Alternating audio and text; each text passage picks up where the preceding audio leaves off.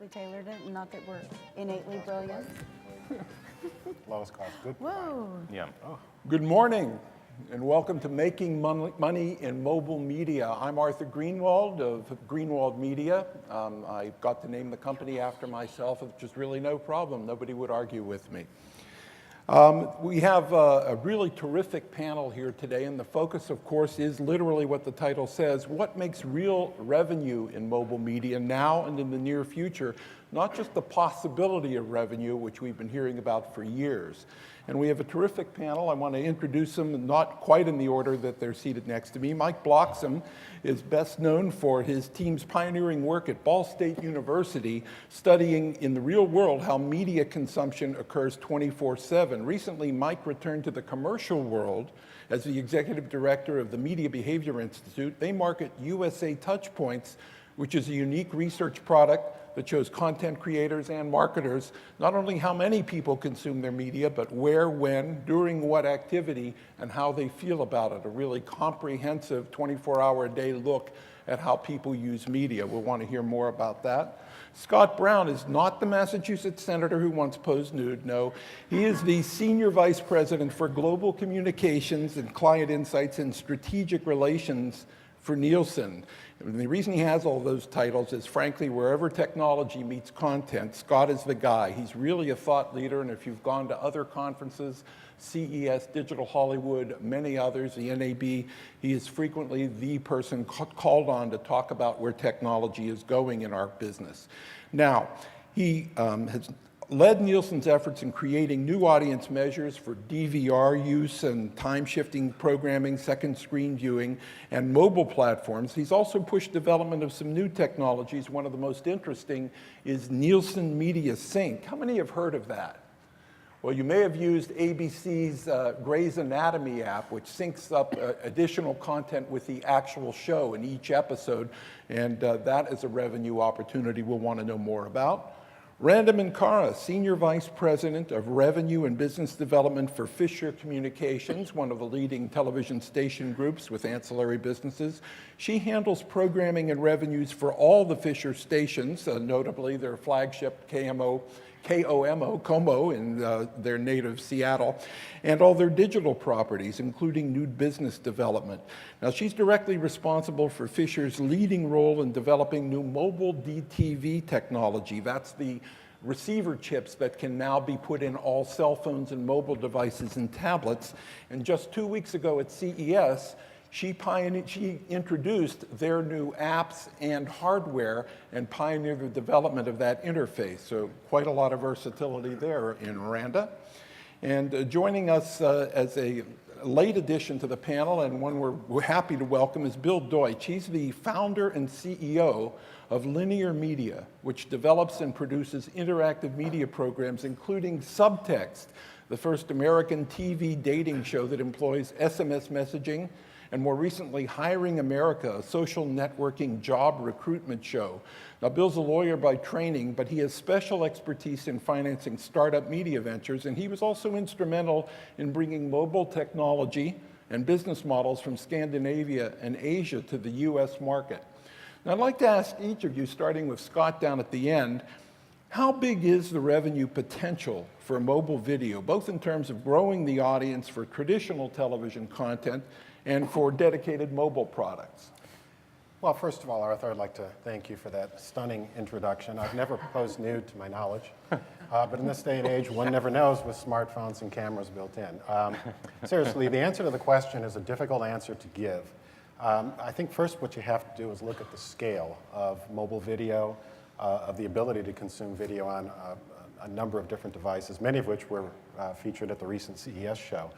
And the answer is, if you look at the number of smartphones in 13 plus ages and up, it's about 232 million users, which is kind of an astonishing number. I shouldn't say smartphones, I'm just talking about phones in particular. The smartphone penetration has obviously been driving up. We're looking at numbers somewhere in the 45%, 46% range.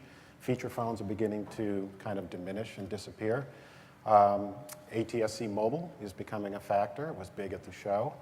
And obviously tablets as second viewing devices are enormous in terms of the amount of simultaneous usage that we're detecting in homes. So I think overall, Arthur, the answer to the question is the opportunity seems and appears to be enormous by any stretch of the imagination. Nielsen itself is very, very bullish on the whole issue of mobile video. We think it's going to go far. We think there are tremendous measurement, advertising, and sales opportunities with video. And we're hoping to help it grow by providing more and more measurement, metrics, and accountability. Bill, the upside? I think it's tremendous. I think what we look at in terms of on the programming side is how do you extend that viewer experience around video and other mobile applications. And so we see video as a kind of a personal way for people to communicate and to express themselves. And a lot of the programming that we produce relies on viewer-generated content. That is the show. So, we've traditionally used text messaging. Now we're moving into Facebook messaging, and now we're, also, integrating video. In our dating program, video is very important, obviously. I mean, not only is texting important, but also people want to kind of put their profile up on TV, talk about themselves, share, and get promoted around in their local community. So in terms of, obviously I see a tremendous opportunity. We're very focused on the local market, and I know in terms of the growth of tablets and mobile, especially on the local online advertising market, is significant, especially over the next 5 years. So, I mean, we're excited. I think, with all these new technologies and uses, you try out a number of different initiatives, and things you think are going to work may not work as well, and other things that you don't expect really take off. Bill, we'll want to come back to you a little later to hear some specifics about some of the techniques you've developed as more reliable than others for getting that revenue out of advertisers and so forth, using SMS and so forth. Mike, what have you discovered about the upside potential of revenue in mobile media? Yeah, I agree with just about everything both Scott and Bill have said. Also, that I too, to the best of my knowledge, have not yet posed naked on the internet, though I dared search in case there's something else out there, which would be truly terrifying to everybody. But yeah, I mean, in a funny kind of way, I agree very much that there's a huge amount of growth yet to come in mobile-related revenues of just about every kind, particularly video. We're almost at the kind of Jurassic stage of development in many respects. You can almost look, I think, in about 5, 6 years, we'll look back on where we are now and the kind of business models, kind of approaches we're taking. We'll look at them a little bit the way we look at the fax machine now, this kind of steam-driven antiquity that was kind of cute, but at the same time we say, how in God's name do we actually function as businesses when that was about the shiniest, most high-tech instrument we had, particularly when you now compare that to the vast array that the average senior exec gets to play with. One thing I think is going to be interesting as we learn more and more about the actual drivers of that growth to bear in mind is, and this is a bugbear that I have, what we're not necessarily going to see, and we certainly can't expect, is those things that we hear from analysts to play out when they say that, oh, well, mobile accounts, time spent with mobile on the part of consumers accounts for, 8% of total media time in a given day. Therefore, 8% of total advertising spend should be going to mobile, broken up between video and other things. I think that's complete garbage, to be polite about it. Media monies are not allocated on the basis of time spent alone. It's a much, much more complex scenario than that. And that premise is predicated on the basic belief that all media experiences for consumers and all media efficiencies for advertisers are equal across every single platform. That clearly is not the case. They offer different things. So I would blow that one out of the window. But that doesn't actually mean, and some would shoot me for saying this, that it couldn't potentially exceed 8%. We don't know is the bottom line. So the quick answer to your question is, how much will it grow? How long is a piece of elastic? So we're obviously still learning about the viewer habits as the technologies develop. And I think that's a theme we'll be hearing in, fleshed out in this brief panel, and that is that the shifting trends in where media buys are taking place are growing with our knowledge of the actual usage. Now, speaking of which, what have you found out in the broadcast industry about the upside potential, Randa? The upside potential is enormous, and I think we've only begun to tap it, and I will not try to quantify that either.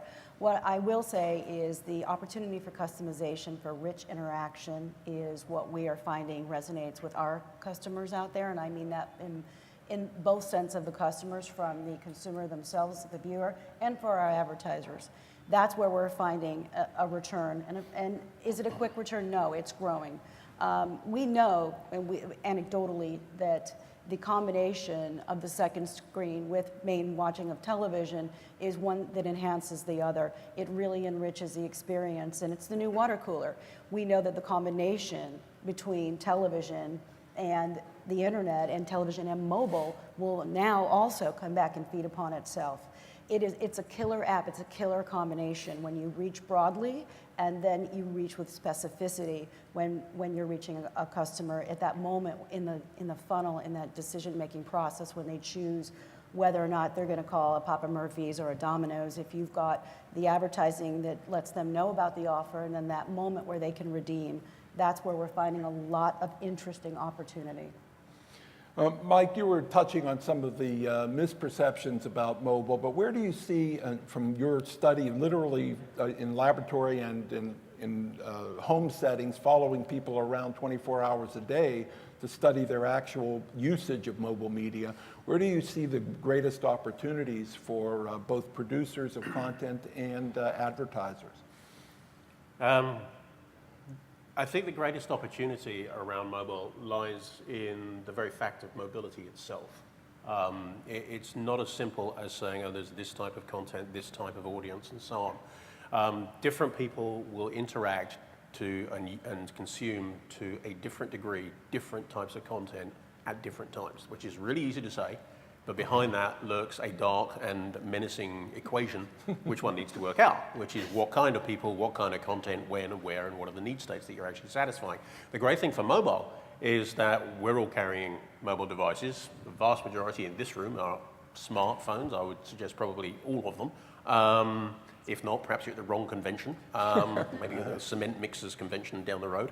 But you know, we're not all the same. I remember doing work back in the UK years ago around interactive TV, and when that started to emerge, and you'd have some people saying, oh, nobody wants to interact with television, and others saying, well, everything's going to be interactive, it's wonderful. Well, the truth is that we'll all interact with something some of the time when we feel like it. The challenge, and this is really where the answer to the question lies, is the value is going to be in finding out the contexts in which people want to and actually will consume a video on mobile devices. And one guy that I've worked with, Scott I'm sure has worked with as well, Artie Bulgren at ESPN, I think he was the first guy to come up with the expression.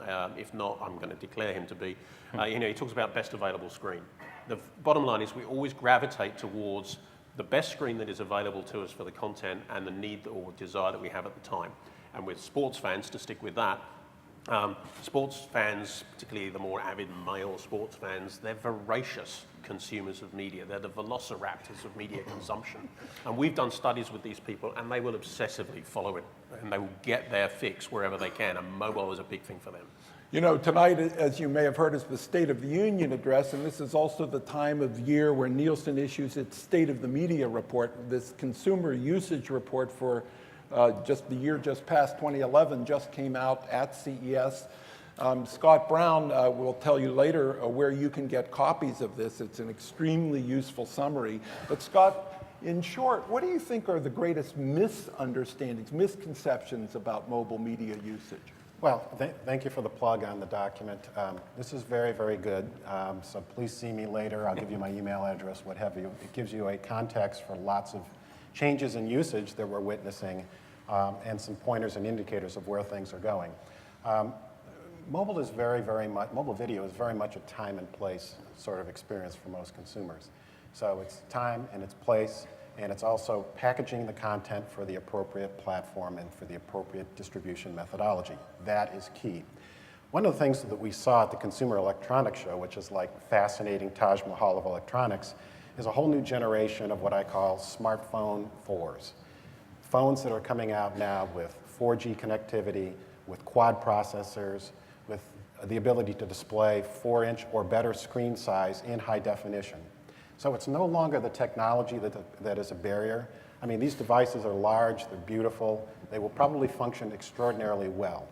And they are going to replace the world of smartphones that we know today because, as we all know, phones last for 1 to 2 years before we cycle them around. So with these new phones coming in, with Verizon putting in a CapEx of about $18 billion in 2011, with AT&T putting in a CapEx of slightly more than at about $20 billion, the companies are investing in the 4G infrastructure to get the technology out there. And it's new towers, new transmitters, there's a lot of deep investment. But assuming that all of those pieces are assembled to get the content to where it needs to be, which is in the hands of the consumer, and the consumer wants control, wants to be king, and will use the smartphones and the newer existing technology that's still to come, really as a control and navigation mechanism. It can be a smartphone for consuming video, obviously for texting, which the young gravitate to, instead of using the phone for its intended purpose, which is communication with dear old dad. But the bottom line is the younger generation use the technology differently. They will begin to consume mobile video.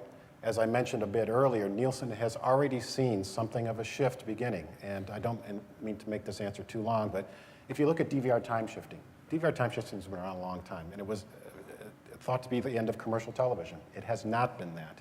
Really what DVR time shifting is signifying that people want to consume television on their own terms, which supports the thesis that on-demand content is really the direction that we're going. It won't replace linear content availability, it'll complement it.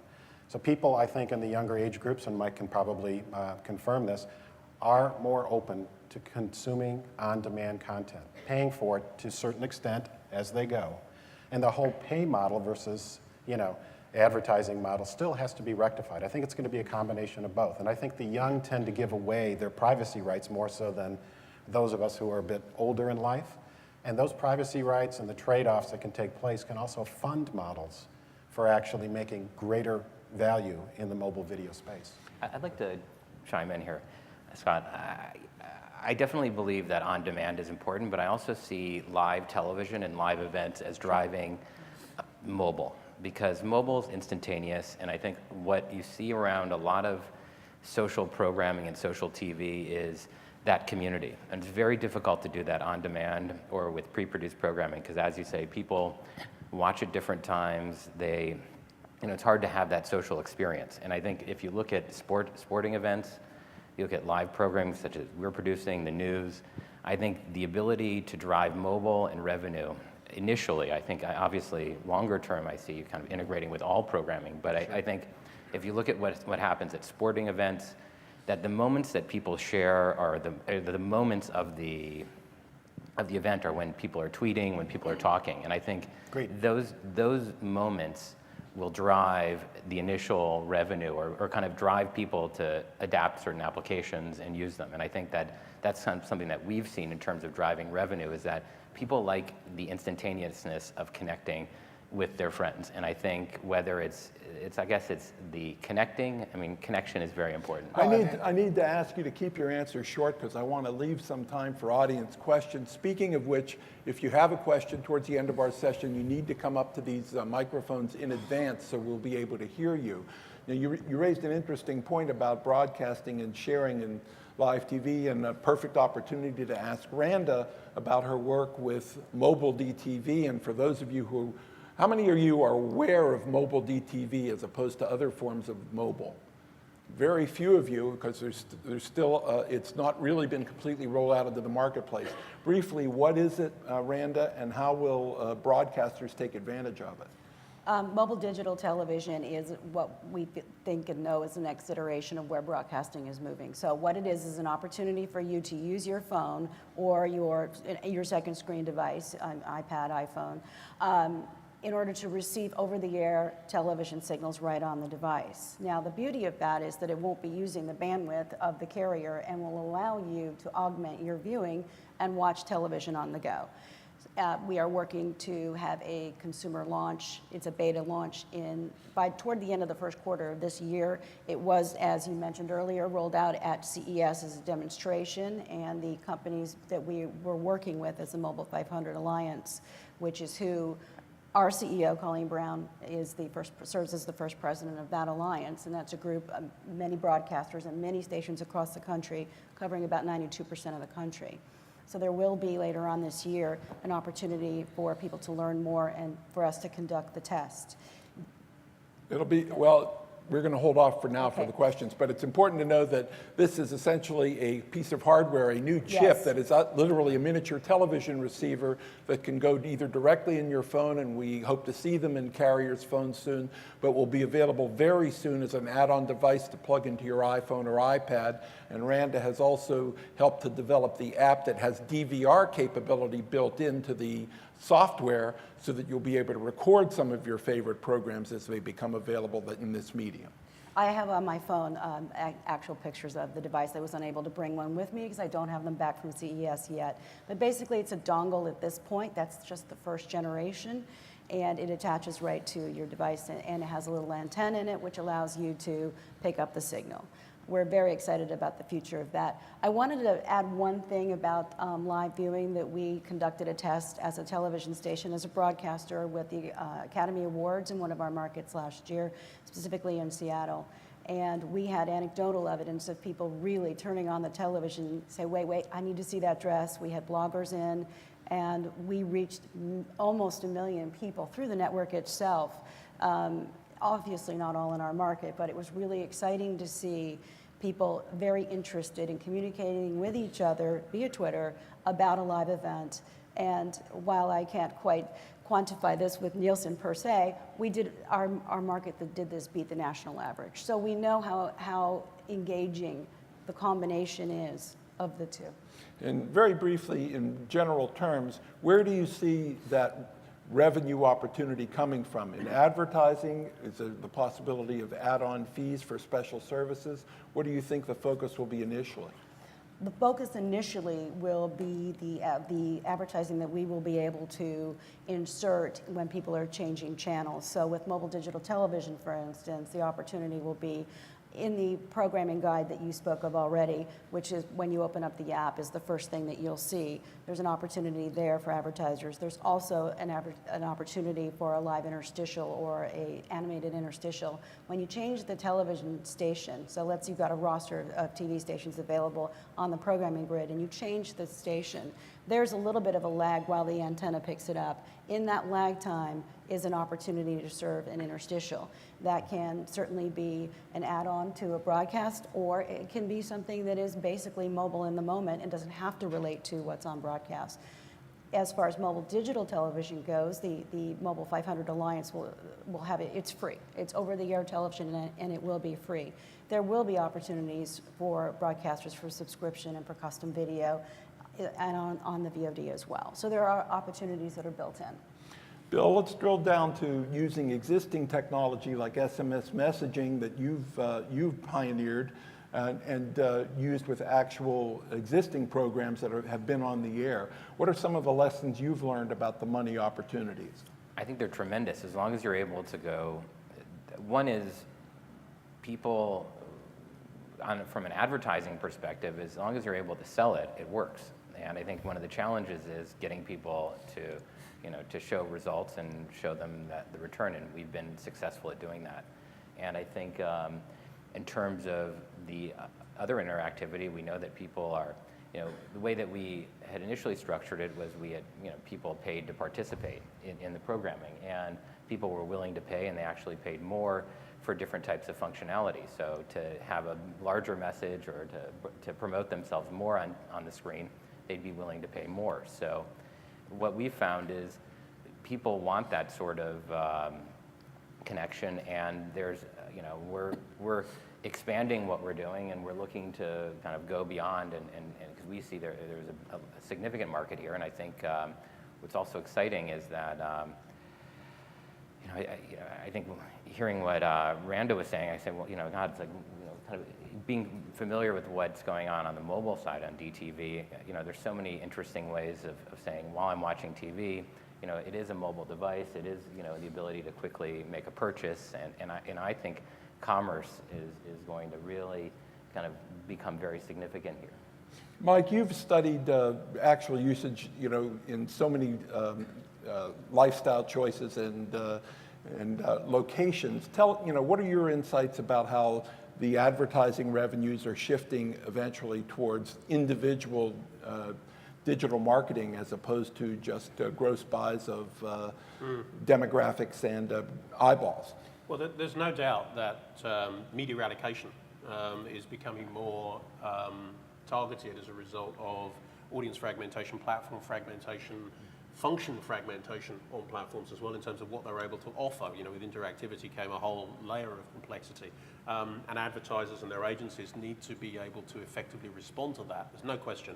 And the kind of creative ideas that we're talking about over here, and we're hearing from Bill and so on, I think demonstrates that there's no shortage of ways in which advertisers can potentially, if the case is made strongly enough, associate themselves with the kind of opportunities that the technology is now making possible, and the audience delivery can make possible. But the real question, and I know the data issue is going to be addressed in another session later. The real question is, how can data inform our understanding of the types of opportunities that are going to attract different audiences and work for different advertisers, whether it's using a second screen device to get access to more information, whether it's to participate, to your point, around certain types of content, whether it's commerce. Get this, if you haven't seen it, they've got a great application where basically, as you're watching live TV, you can actually go through live as broadcast as opposed to live events. You can go through and you can say, hey, I want to buy that, or I want to share that out to my friends as something I'm interested in, and so on. It's a beautiful interface for the iPad. And the UX, the user experience, is going to be very, very important here. So there's a number of different ways of looking at it. The question is, how do we justify, A, investing in the cost of trying to exploit those opportunities? There you've got to understand that you're going to reach a big enough engaged audience. And B, how does the data tell us what our ROI is?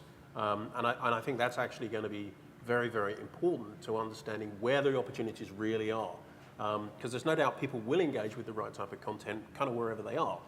But until we drill down into that data, we're being creative, we're throwing ideas out there, but we're not actually necessarily riding a very sure horse.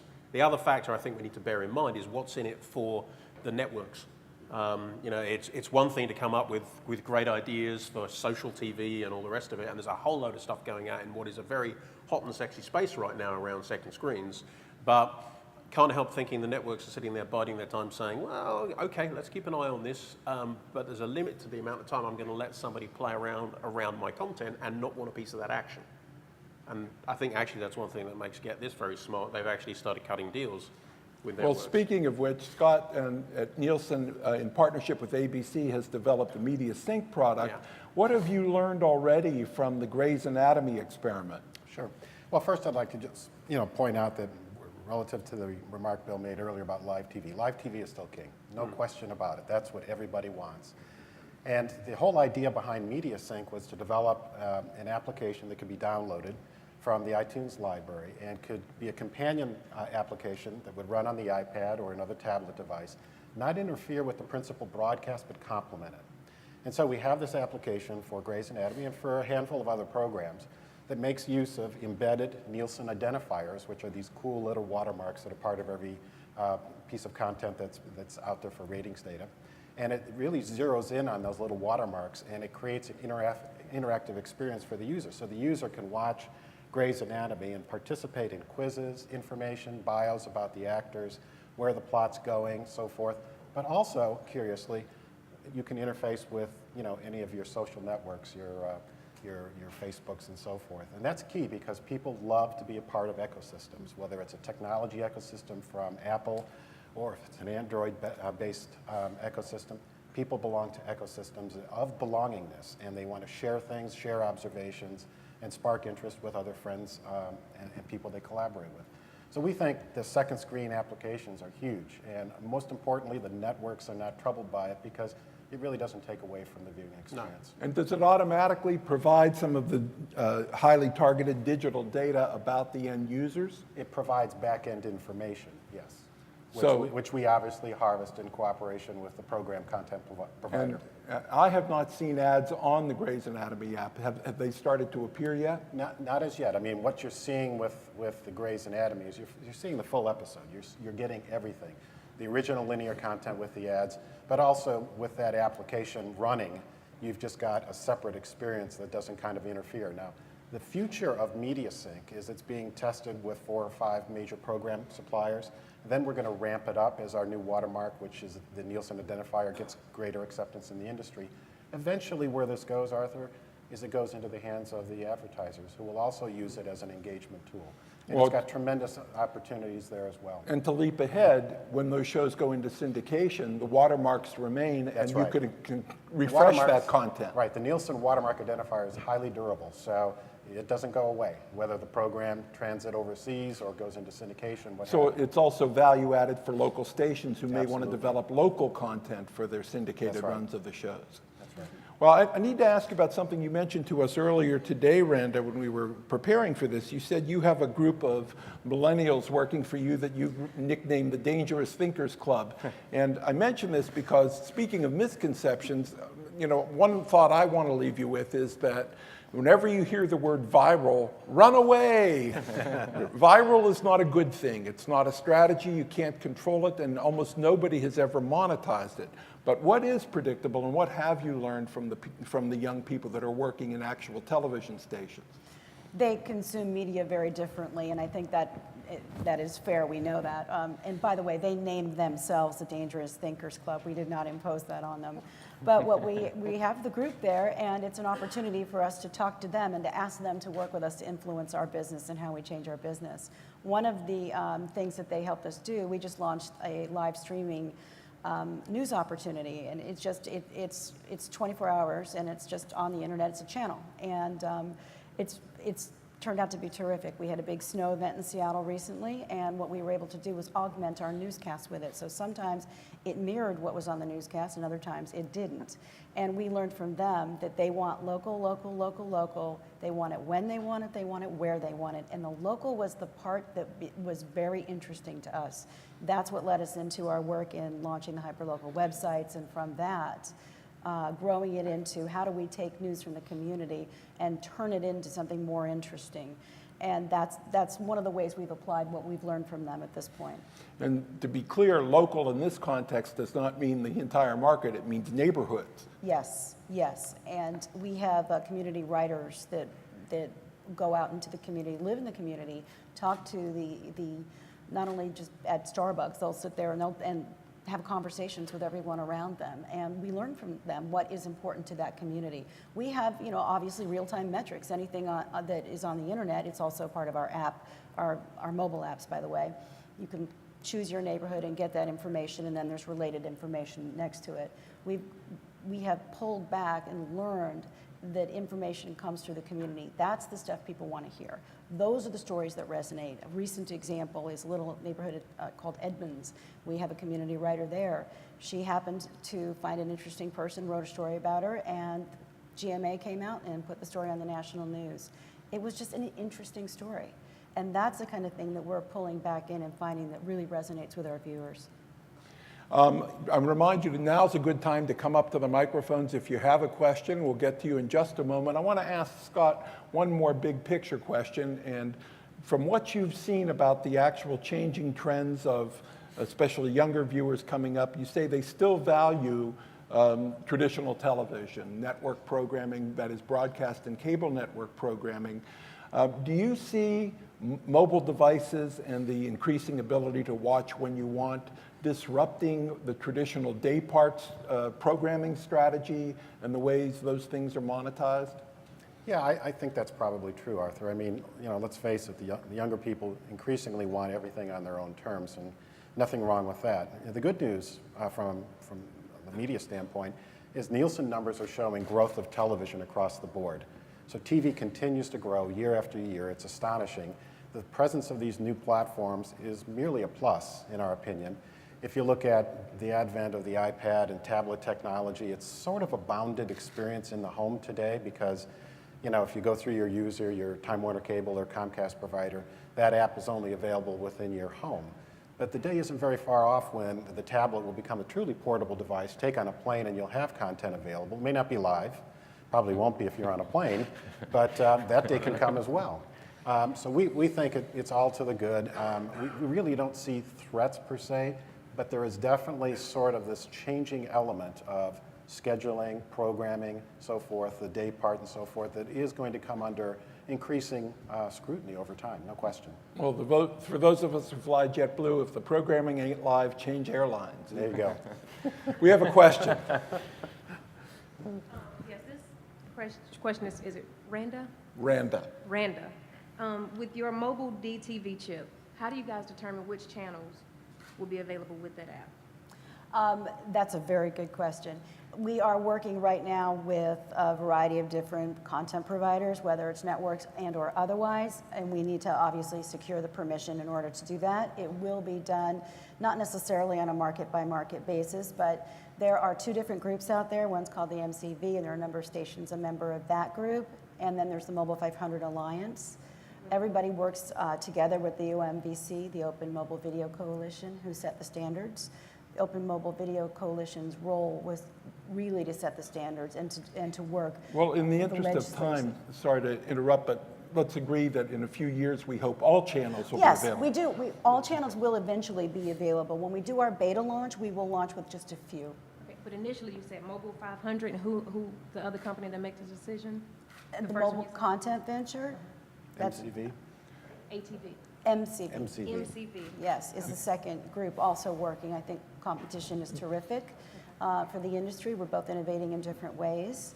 The companies that worked with us to put the app together that was presented at CES, among them, was Expue, Elgato, and Ciano, and also a company called Opanga. Okay.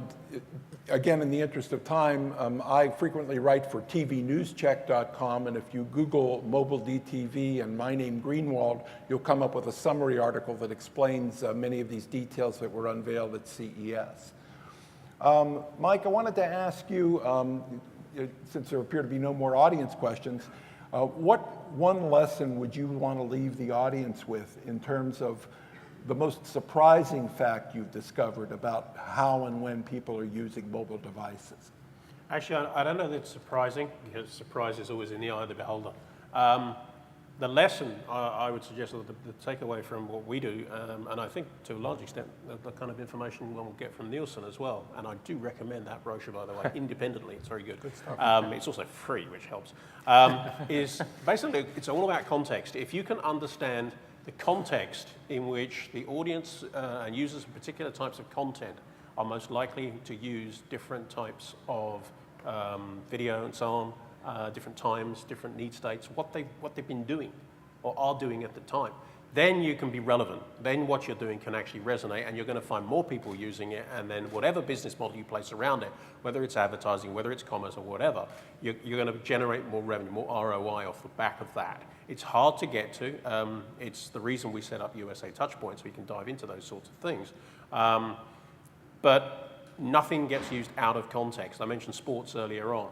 Not everybody is quite as voracious in their desire to keep up with their particular interests and to talk to the community. Randa, we're almost out of time, but I want to ask you, are television stations a good place for people who are entering the business and have good ideas for program content to come and develop them as hyper-local projects? Yes, I think so. It's been a great opportunity for us. We've learned a lot. We continue to hire people and expand in the content generation side of the business because we know that local is really resonating with people. Everyone, all news is local. At the end of the day, it all happens in one community or another. It simply has to.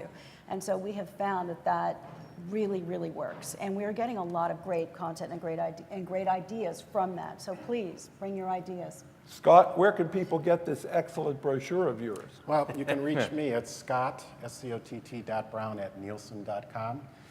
And I'd like to just close, Arthur, with saying that we think the mobile DTV opportunity is enormous.